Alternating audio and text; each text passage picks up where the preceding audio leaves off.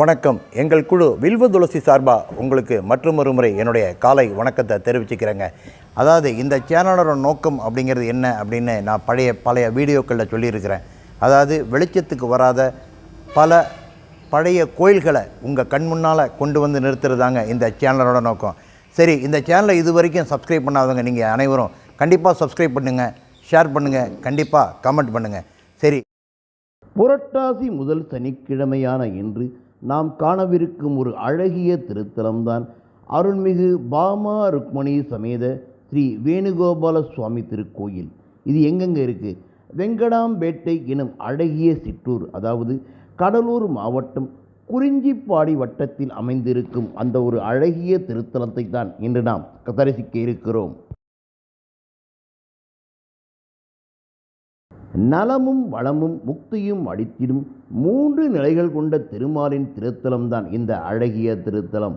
14ஆம் நூற்றாண்டில், அதாவது வெங்கடபதி நாயக்கர் காலத்தில் கட்டப்பட்டதாக அறியப்படும் இந்த பழமைமிகு வைணவ திருத்தலத்தில் நம்பெருமான் ஸ்ரீ பாமா ருக்மணி சமேத வேணுகோபாலனாக நின்ற திருக்கோலத்திலும், ஸ்ரீ வைகுண்ட வாசனாக அமர்ந்த திருக்கோலத்திலும், பள்ளிகொண்ட திருக்கோலத்தில் அரைதுயில் கொண்டு ஸ்ரீ அனந்த சயனராமர் என 3 திருநிலைகளில் அருட்காட்சி அளிப்பது தலச்சிறப்புகளில் முதன்மையானதாக கருதப்படுகிறது.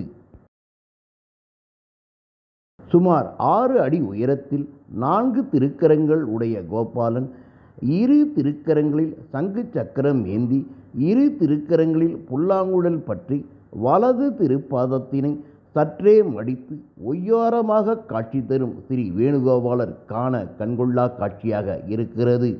தனி சன்னதியில் நம் ஸ்ரீ மகாலட்சுமி தாயார் அமர்ந்த நிலையில் அழகு திரு காட்சியளிக்கிறார். அரிதான தோற்றமாக, அதாவது ஸ்ரீதேவி உடலிருக்க சயன திருக்கோலத்தில் ஸ்ரீராமரின் தரிசனம், அவரது திருவடியில் அனுமன் அருள்பாலிக்க காண பேரழகு.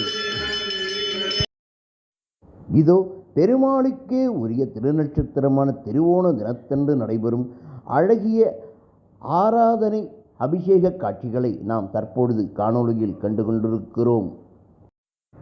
முற்காலத்தில் சிறப்புமிக்க ஆலயமாக போற்றப்பட்ட இத்திருத்தலமானது காலப்போக்கில் கவனிப்பாரற்று பெரும்பகுதி முற்றிலும் சிதிலமடைந்து போய்விட்ட நிலையில் 30,000 சதுரடியில் 7 நிலை கொண்ட ராஜகோபுரம் கொண்ட இக்கோயிலினை சமீப காலத்தில் ஜெர்மன் நாட்டில் வாழும் ஆறுமுக பாஸ்கர சுவாமி என்னும் தமிழர் தலைமையில் உள்ளூர் ஆன்மீக அன்பர்கள் அனைவரும் ஒன்றிணைந்து தங்களால் இயன்ற அளவு சிறப்பாக திருப்பணிகள் செய்திருக்கிறார்கள். நம் திருமாலுக்கு உகந்த அத்தனை விழாக்களும் தற்காலம் சிறப்பாக கொண்டாடப்படும் இத்திருத்தலத்தில் ஆயிரக்கணக்கான பக்தர்கள் கலந்து கொண்டாடி மகிழும் வைகுண்ட ஏகாதசி திருவிழாவானது வெகு விசேஷமாக கொண்டாடப்படுகிறது. அதாவது நீங்கள் புதிய கோயில்களை கட்டணுங்கிறது கிடையாது. இதே மாதிரி பழைய கோயில்களுக்கு, வெளிச்சத்துக்கு வராத கோயில்களுக்கு நீங்கள் அனைவரும் வரணும், கண்டிப்பாக வரணுங்க. இந்த மாதிரி வெளிச்சத்துக்கு வராத கோயில்களுக்கு ஒரு சிறு உதவி, அதாவது ஒருவேளை விளக்கு எறிவதற்கு நீங்கள் உதவி செய்தாலே போரும். இந்த கோயில் மட்டும் வெளிச்சத்துக்கு வராதுங்க. இந்த கோயில் பணிபுரியும் பணியாளர்களின் வீடுகளில் அடுப்பும் எரியும் அப்படிங்கிறது தாங்க ஒரு நிதர்சனமான உண்மை. இதே மாதிரி பழைய கோயில்களுக்கு நீங்கள் அனைவரும் வரணும்.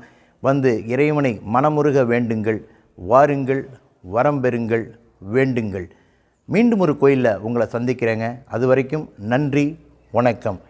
திருப்பி ஒரு தடவை சொல்கிறேன், இந்த சேனலை மறக்காமல் சப்ஸ்கிரைப் பண்ணுங்கள், ஷேர் பண்ணுங்கள் மற்றும் கமெண்ட் பண்ணுங்கள். பண்ணுவீங்களா?